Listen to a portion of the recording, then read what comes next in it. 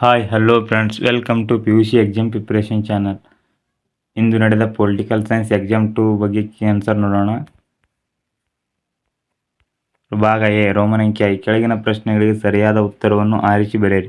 ಇದಕ್ಕೆ correction. 1ನೇ question, ಭಾರತದ ಸಂವಿಧಾನ ಜಾರಿಗೆ ಬಂದ ದಿನಾಂಕ. ಇದಕ್ಕೆ ಕರೆಕ್ಷನ್ ಆನ್ಸರ್ ಬಿ, 26ನೇ ಜನವರಿ 1950. ಹಾಗೆ 2ನೇ ಕ್ವಶನ್, ಭಾರತದ ಪ್ರಸ್ತುತ ಮುಖ್ಯ ಚುನಾವಣಾ ಆಯುಕ್ತರು. ಇದಕ್ಕೆ correction answer D, Gyanesh Kumar. ಹಾಗೆ 3ನೇ ಕ್ವಶನ್, ಅಕ್ಷರ ಕ್ರಾಂತಿ ಪರಿಕಲ್ಪನೆಯನ್ನು ಪ್ರತಿಪಾದಿಸಿದರು. ಇದಕ್ಕೆ ಕರೆಕ್ಷನ್ ಆನ್ಸರ್ ಬಿ. ಇದೆಲ್ಲ ಈಜಿ ಇದೆ, ಎಲ್ಲರೂ ಬರೆದಿದ್ದಾರೆ ಅನ್ಕೊಂಡಿದ್ದೇನೆ. ಹಾಗೆ ಇದಕ್ಕೆ correction answer B, Jyotiba Phule. 4ನೇ ಕ್ವಶನ್, ಕೇಂದ್ರ ಪಟ್ಟಿಗೆ ಉತ್ತಮ ಉದಾಹರಣೆ. ಇದಕ್ಕೆ ಕರೆಕ್ಷನ್ ಆನ್ಸರ್ IVD ಆಗಿರುತ್ತೆ.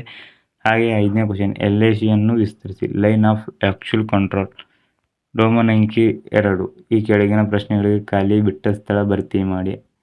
6ನೇ ಕ್ವಶನ್, ಡ್ಯಾಶ್ ರಂದು ಪಕ್ಷಾಂತರ ನಿಷೇಧ ಕಾಯ್ದೆ ಜಾರಿಗೆ ಬಂದಿತ್ತು.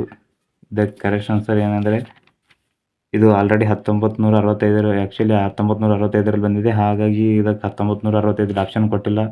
ಇದು ನನಗೂ ಗೊತ್ತಿಲ್ಲ, ನಿಮ್ಗೆ ಗೊತ್ತಿದ್ರೆ ಕಮೆಂಟ್ ಮಾಡಿ. ಆಲ್ಮೋಸ್ಟ್ 1965ರಲ್ಲಿ ಜಾರಿಗೆ ಬಂದಿದೆ. ಹಾಗಾಗಿ 7ನೇ ಕ್ವಶನ್, ಸಾಲು ಮರದ ತಿಮ್ಮಕ್ಕನವರು ಡ್ಯಾಶ್ ಜಿಲ್ಲೆ ಸೇರಿದವರು. ಇದಕ್ಕೆ ಕರೆಕ್ಷನ್ ಆನ್ಸರ್ ರಾಮನಗರ. ಹಾಗೆ 8ನೇ ಕ್ವಶನ್, ಭದ್ರತಾ ಮಂಡಳಿಯ ಕಾಯಂ ಸದಸ್ಯ ರಾಷ್ಟ್ರಗಳ ಸಂಖ್ಯೆ 5. ಹಾಗೆ 9ನೇ ಕ್ವಶನ್, ಡ್ಯಾಶ್ ಅನ್ನು ನೇಪಾಳದ ಮ್ಯಾಗ್ನಾ ಕ್ಯಾರೆಟ್ ಎಂದು ಕರೆಯುತ್ತಾರೆ. 18ನೇ ಮೇ 2006. ಹಾಗೆ 10ನೇ ಕ್ವಶನ್, NAM ಎಂದರೆ ಡ್ಯಾಶ್ ಅಲಿಫ್ತ ನೀತಿ. ರೋಮನ್ ಅಂಕಿ 3, ಹೊಂದಿಸಿ ಬರೆಯಿರಿ. 11ನೇ ಪ್ರಶ್ನೆ, KAS. ಇದಕ್ಕೆ ಕರೆಕ್ಟ್ ಆನ್ಸರ್ 3ನೇದು, ಕರ್ನಾಟಕ ಆಡಳಿತ ಸೇವೆ. ಹಾಗೆ ಬಿ, ಚಿಪ್ಕೋ ಚಳುವಳಿ. ಇದಕ್ಕೆ ಚಿಪ್ಕೋ ಚಳುವಳಿ. ಇದಕ್ಕೆ ಕರೆಕ್ಟ್ ಆನ್ಸರ್ ಇಲ್ಲಿದೆ ನೋಡಿ, ಚಾಂಡಿ ಪ್ರಸಾದ್ ಭಟ್. ಹಾಗೆ ಸಿ, ಜನಗೀತೆಯ ನಾಡು. ಇದು ಎಲ್ಲರೂ ಗೊತ್ತಿದೆ ಅನ್ಕೊಂಡಿದ್ದೇನೆ, ದಕ್ಷಿಣ ಆಫ್ರಿಕಾ. ಹಾಗೆ 24ನೇ ಅಕ್ಟೋಬರ್ 1945 ಡಿ ಇದು. ಇದಕ್ಕೆ ಕರೆಕ್ಟ್ ಆನ್ಸರ್ ಏನಿದೆ ಅಂದರೆ ಇದು ವಿಶ್ವಸಂಸ್ಥೆ. ಹಾಗೆಯೇ ಈ ಬಂಗಬಂಧು. ಇದಕ್ಕೆ ಕರೆಕ್ಟ್ ಆನ್ಸರ್ ಚಾಂಡಿ ಪ್ರಸಾದ್ ಭಟ್ ಆಗಿರುತ್ತದೆ. ಶೇಖ್ ಮುಜಿಬುರ್ ರೆಹಮಾನ್ ಆಗಿರುತ್ತದೆ. ನಾನೇ ತಪ್ಪು ಹೇಳಿದ್ದೇನೆ, ಶೇಖ್ ಮುಜಿಬುರ್ ರೆಹಮಾನ್. ಇದಕ್ಕೆ ಕರೆಕ್ಟ್ ಆನ್ಸರ್. ಹಾಗೆ 1 ಅಂಕದ ಪ್ರಶ್ನೆಗಳು ನೋಡೋಣ. ರೋಮನ್ ಅಂಕಿ 4, ಕೆಳಗಿನ ಪ್ರಶ್ನೆಗಳಿಗೆ ಒಂದು ವಾಕ್ಯದಲ್ಲಿ ಉತ್ತರಿಸಿ. 12ನೇ ಪ್ರಶ್ನೆ, ಉಕ್ಕಿನ ಮನುಷ್ಯ ಎಂದು ಯಾರನ್ನು ಕರೆಯುತ್ತಾರೆ? ಸರ್ದಾರ್ ವಲ್ಲಭಾಯ್ ಪಟೇಲ್ ಅವರನ್ನು. ಹಾಗೆ 13ನೇ ಕ್ವಶನ್, ಆರ್ಥಿಕ ತಾರತಮ್ಯ ಎಂದರು.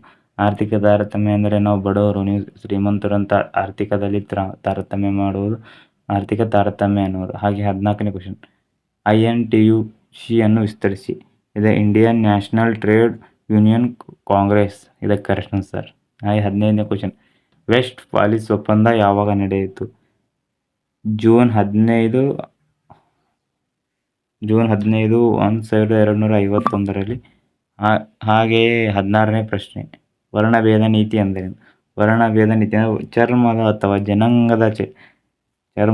ಜನಾಂಗದ ಆಧಾರದ ಮೇಲೆ ಜನರನ್ನು ಪ್ರತ್ಯೇಕಿಸುವ ಮತ್ತು ತಾರತಮ್ಯ ನೀತಿಯೇ ವರ್ಣಭೇದ ನೀತಿ ಅನ್ನುವರು. ಹಾಗೆ ಭಾಗ ಡಿ, ರೋಮನ್ ಅಂಕಿ 5, ಕೆಳಗಿನ ಯಾವುದಾದರೂ 5 ಪ್ರಶ್ನೆಗಳಿಗೆ ಪ್ರತಿಯೊಂದಕ್ಕೂ 2 ವಾಕ್ಯಗಳಲ್ಲಿ ಉತ್ತರಿಸಿ. ಬಹುಪಕ್ಷ ಪದ್ಧತಿ ಎಂದರೇನು? ಉದಾಹರಣೆಗಳು. ಬಹುಪಕ್ಷ ಪದ್ಧತಿ ಅಂದರೆ ಒಂದೇ ರಾಷ್ಟ್ರದಲ್ಲಿ 2 ಪಕ್ಷಗಳು ಇರುವುದನ್ನು ಕಾಂಗ್ರೆಸ್.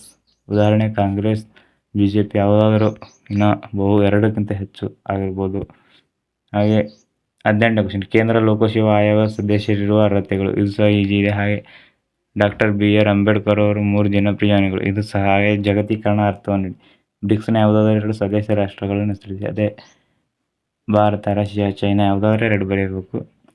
25ನೇ ಕ್ವಶನ್, ಪಂಚಶೀಲ ಒಪ್ಪಂದದ 2 ತತ್ವಗಳನ್ನು ಬರೆಯುವುದು ಸಹ ಇಂಪಾರ್ಟೆಂಟ್ ಆಗಿರುತ್ತದೆ, ಬರೆದಿದ್ದಾರೆ ಅನ್ಕೊಂಡಿದ್ದೇನೆ. ಹಾಗೆಯೇ ಭಾಗ ಸಿ, ರೋಮನ್ ಅಂಕಿ 6, ಕೆಳಗಿನ ಯಾವುದಾದರೂ 6 ಪ್ರಶ್ನೆಗಳಿಗೆ ಪ್ರತಿಯೊಂದಕ್ಕೂ 15 ವಾಕ್ಯಗಳಲ್ಲಿ ಉತ್ತರಿಸಿ. ಪ್ರಥಮ ಸಾರ್ವತ್ರಿಕ ಚುನಾವಣೆ ಕುರಿತು ಟಿಪ್ಪಣಿ ಬರೆಯಿರಿ. ಇದು ಫಿಕ್ಸ್ ಇದೆ ಅಂತ ಹೇಳಿದೆ. ಹಾಗೆ ಜೂನಾಗಢ, ಹೈದರಾಬಾದ್ ಮತ್ತು ಕಾಶ್ಮೀರದ ವಿಲೀನದ ಕುರಿತು ಇಂಪಾರ್ಟೆಂಟ್ ಕ್ವಶನ್ ಮಾಡಿದ್ದೇನೆ ನೋಡ್ರಿ, ಲಾಸ್ಟ್ ಟೈಮ್ ಅದರಲ್ಲಿದೆ. ಇದು ಜಿಲ್ಲಾಧಿಕಾರಿಗಳ 5 ಕಾರ್ಯಗಳು ಸಹ ಕೊಟ್ಟಿದೆ. ಕಾರ್ಮಿಕರ ಚಳವಳಿಯ ಕಾರಣಗಳು ಸಹ ಕೊಟ್ಟಿದೆ. ಸಚಿವಾಲಯ ಎಕ್ಸಾಮ್ ಕೊಟ್ಟಿದೆ ಇದು ಸಹ. ಹಾಗೆ ಎಲ್ಲವೂ ಬರೆದಿದ್ದಾರೆ ಅನ್ಕೊಂಡಿದ್ದೇನೆ. ಹಾಗೆ ಭಾಗ ಡಿ, ಕೆಳಗಿನ ಯಾವುದಾದರೂ 2 ಪ್ರಶ್ನೆಗಳು ಪ್ರತಿಯೊಂದಕ್ಕೂ 30ರಿಂದ 40 ವಾಕ್ಯಗಳಲ್ಲಿ ಉತ್ತರಿಸಿ. ರಾಜಕೀಯ ಪಕ್ಷಗಳ ಕಾರ್ಯಗಳನ್ನು ಚರ್ಚಿಸಿ. ಇದು ಸಹ ಇಂಪಾರ್ಟೆಂಟ್ ಕೊಟ್ಟಿದೆ. ಹಾಗೆ ಉದಾರೀಕರಣ ಅರ್ಥ ಮತ್ತು ಮಹತ್ವ, ರಾಜಕೀಯ ಪರಿಣಾಮಗಳು. ಉದಾರೀಕರಣ, ಜಾಗತೀಕರಣ, ಖಾಸಗೀಕರಣ 3ರಲ್ಲಿ ಒಂದು ಬರುವ ಸಾಧ್ಯತೆ ಅಂತ ಓದಿ ವಿಡಿಯೋದಲ್ಲಿ ಹೇಳಿದೆ ಲಾಸ್ಟ್ ಟೈಮ್ ಎಕ್ಸಾಮ್ ಇರುವಾಗ. ಹಾಗಾಗಿ ಎಲ್ಲರೂ ಬರೆದಿದ್ದಾರೆ ಅನ್ಕೊಂಡಿದ್ದೇನೆ. ನಮ್ಮ ಚಾನಲ್ನ ಸಬ್ಸ್ಕ್ರೈಬ್ ಮಾಡಿ, ಫ್ರೆಂಡ್ಸ್ಗಳಿಗೆ ಶೇರ್ ಮಾಡಿ. ಹಾಗೆ ಎಲ್ಲಾದರೂ ತಪ್ಪಿದರೆ ಕ್ಷಮಿಸಿ. ಧನ್ಯವಾದಗಳು.